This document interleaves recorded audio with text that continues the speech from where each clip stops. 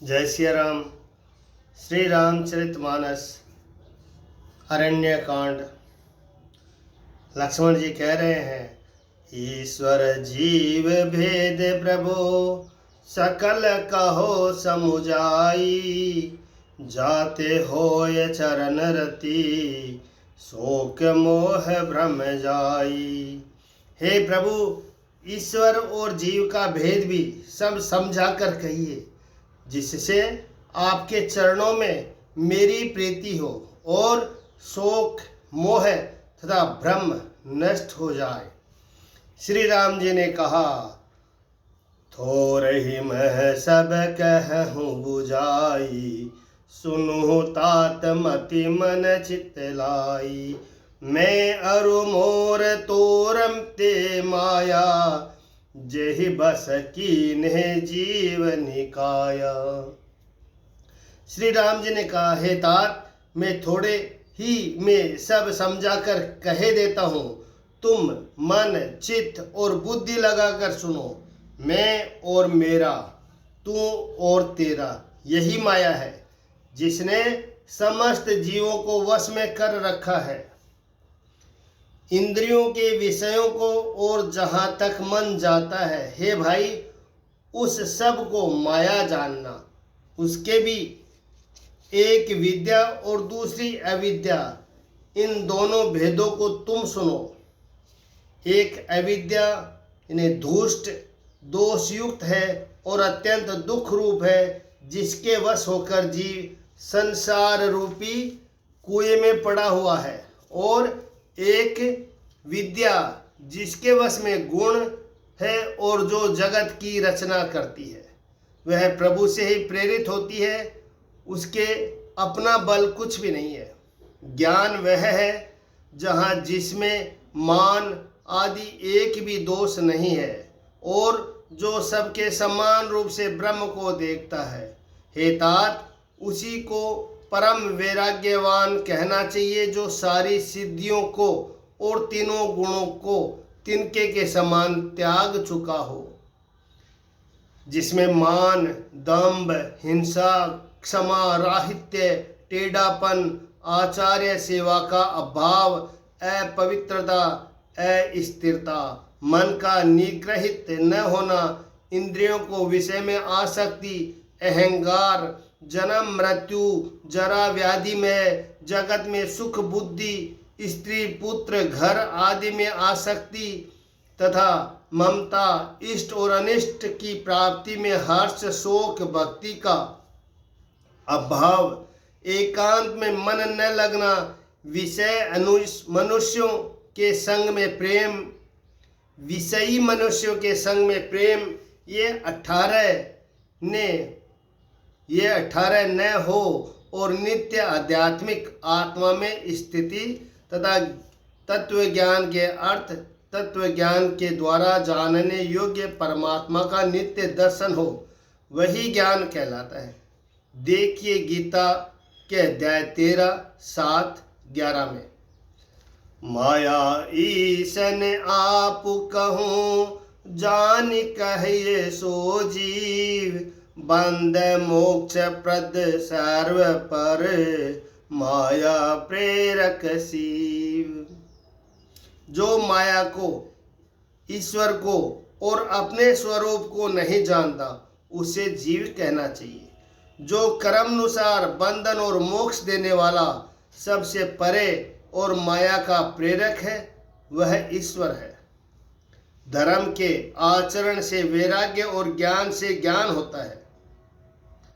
धर्म के आचरण से वैराग्य और योग से ज्ञान होता है तथा ज्ञान मोक्ष का देने वाला है, ऐसा वेदों ने वर्णन किया है। और हे भाई, जिससे मैं शीघ्र ही प्रसन्न होता हूँ, वह मेरी भक्ति है, जो भक्तों को सुख देने वाली है। वह भक्ति स्वतंत्र है, उसको ज्ञान विज्ञान आदि किसी दूसरे साधन का सहारा नहीं है। ज्ञान और विज्ञान तो उसके अधीन है। हे तात, भक्ति अनुपम एवं सुख की मूल है और वह तभी मिलती है जब संत अनुकूल यानी प्रसन्न होते हैं। अब मैं भक्ति के साधन विस्तार से कहता हूँ। यह सुगम मार्ग है जिससे जीव मुझको सहज ही पा जाते हैं। प्रथम ही विप्र चरण अति प्रीति, निज निज करम निरत श्रुति रीति। पहले तो ब्राह्मणों के चरणों में अत्यंत प्रीति हो और वेद की रीति के अनुसार अपने अपने वर्णाश्रम के कर्मों में लगा रहे। इसका फल फिर विषयों से वैराग्य होगा। तब वैराग्य होने पर मेरे धर्म भागवत धर्म में प्रेम उत्पन्न होगा। तब श्रवण आदि 9 प्रकार की भक्तियां दृढ़ होगी और मन में मेरी लीलाओं के प्रति अत्यंत प्रेम होगा। संत चरण पंकज अति प्रेमा, मन क्रम वचन भजन दृढ़ नेमा।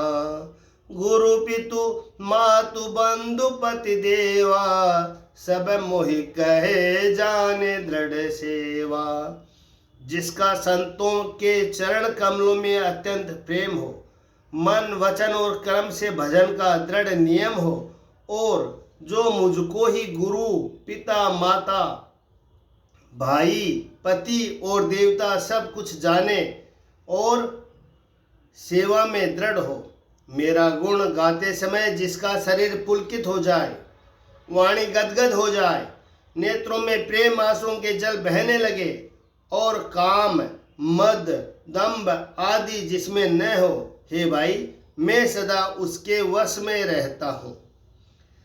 वचन कर्म मन मोरी गति, भजन करहिनी काम।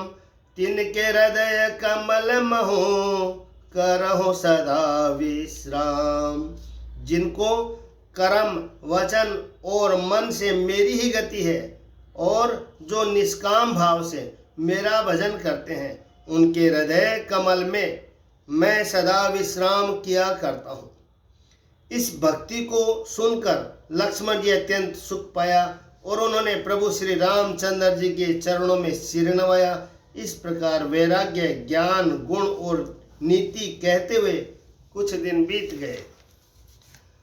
शूर्पणखा नामक रावण की एक बहन थी जो नागिन के समान भयानक और दुष्ट हृदय की थी। वह एक बार पंचवटी में गई और दोनों राजकुमारों को देखकर काम से पीड़ित हो गई। भ्राता पिता पुत्र उर्गारी, पुरुष मनोहर निरखत नारी।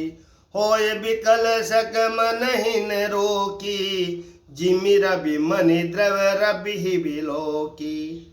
काकभूषण जी कहते हैं, हे गरुड़ जी, शूर्पणखा जैसी राक्षसी धर्म ज्ञान शून्य कामांध स्त्री मनोहर पुरुष को देखकर चाहे वह भाई पिता पुत्र ही हो विकल हो जाती है और मन को नहीं रोक सकती। जैसे सूर्य कांतिमणि सूर्य को देखकर द्रवित हो जाती है, ज्वाला से पिघल जाती है। वह सुंदर रूप धरकर प्रभु के पास जाकर बहुत मुस्कुरा कर वचन बोली कि न तो तुम्हारे समान कोई पुरुष है, न मेरे समान स्त्री। विधाता ने यह संयोग बहुत विचार कर रचा है। मेरे योग्य पुरुष वर जगत भर में नहीं है। मैंने तीनों लोगों को खोज देखा है, इसी से मैं अब तक कुमारी अविवाहित रही। अब तुमको देखकर कुछ मन माना चित ठहरा है। सीता जी की ओर देखकर प्रभु श्री रामचंद्र जी ने यह बात कही कि मेरा छोटा भाई कुमार है। तब वह लक्ष्मण जी के पास गई। लक्ष्मण जी उसे शत्रु की बहन समझकर और प्रभु की ओर देखकर कोमल वाणी से बोले कि सुंदरी सुनु में उन कर दासा, पराधीन नहीं तोर सुपासा। प्रभु समरथ कौशलपुर राजा, जो कछु करहि उन्हें सब छाजा। हे सुंदरी सुनो, मैं तो उनका दास हूँ। मैं पराधीन हूँ, अतः तुम्हें सुविता सुख न होगा। प्रभु समर्थ है, कौशलपुर के राजा है, वे जो कुछ करे उन्हें सब फबता है। सेवक सुख चह मान भिखारी, व्यसन धन शुभ गति विविचारी। लोभी जसु चह मोर, लोभी जसु चह चार गुमानी। नभ दूही दूध चहत ए प्राणी। सेवक सुख चाहे, भिखारी सम्मान चाहे, व्यसनी जिसे जुए शराब आदि का व्यसन हो, धन और व्यभिचारी शुभ गति चाहे, लोभी यश चाहे, अभिमानी चारों फल अर्थ धर्म काम मोक्ष चाहे, तो ये सब प्राणी आकाश को दुह कर दूध लेना चाहते हैं, अर्थात असंभव बात को संभव करना चाहते हैं। वह लौटकर फिर श्री राम जी के पास आई। प्रभु ने फिर उसे लक्ष्मण जी के पास भेज दिया। लक्ष्मण जी ने कहा, तुम्हें वही बरेगा जो लज्जा को तृण तोड़कर अर्थात प्रतिज्ञा करके त्याग देगा, अर्थात जो निपट निर्लज होगा। तब वह खिसियाई हुई क्रोध होकर श्री राम जी के पास गई और उसने अपना भयंकर रूप प्रकट किया। सीता जी को भयभीत देखकर श्री रघुनाथ जी ने लक्ष्मण जी को इशारा देकर कहा। लक्ष्मण जी ने बड़ी फुर्ती से उसको बिना नाक कान की कर दिया, मानो उसके हाथ रावण को चुनौती दी हो। नाक कान बिनु भय बिकरारा, जनुस्त्रव से लगे रुकी धारा। बिना नाक कान के वह विकराल हो गई। उसके शरीर में रक्त इस प्रकार बहने लगा मानो काले पर्वत से गेरू की धारा बह रही हो।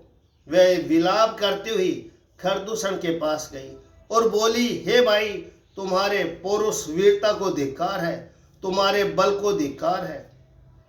उन्होंने पूछा। तब शूर्पणखा ने सब समझा कर कहा। सब सुनकर राक्षसों ने सेना तैयार की। राक्षस समूह झुंड के झुंड दौड़े, मानो पंखधारी काजल के पर्वत का झुंड हो। वे अनेक प्रकार की सवारियों पर चढ़े हुए तथा अनेकों आकार सूरतों के हैं। वे अपार है और अनेक प्रकार के असंख्यक भयानक हथियार धारण किए हुए उन्होंने नाक कान कटी हुई अमंगल रूपिणी शूर्पणखा को आगे कर लिया। अनगणित भयंकर असकुन हो रहे हैं, परंतु मृत्यु के वश होने के कारण वे सब के सब उनको कुछ गिनते ही नहीं है। गरजते हैं, ललकारते हैं और आकाश में उड़ते हैं। सेना देखकर योद्धा लोग बहुत ही हर्षित होते हैं। कोई कहता है, दोनों भाइयों को जीता ही पकड़ लो, पकड़कर मार डालो और स्त्री को छीन लो। आकाश मंडल धूल से भर गया। तब श्री रामचंद्र जी ने लक्ष्मण जी को बुलाकर उनसे कहा कि ले जान की जाहू गिरी कंदर, आवानी से चर कटकु भयंकर। रहूं सजग सुनि प्रभु के बानी, चले सहित श्री शरदनु पानी। राक्षसों की भयानक सेना आ गई है। जानकी जी को लेकर तुम पर्वत की कंदरों में चले जाओ। सावधान रहना।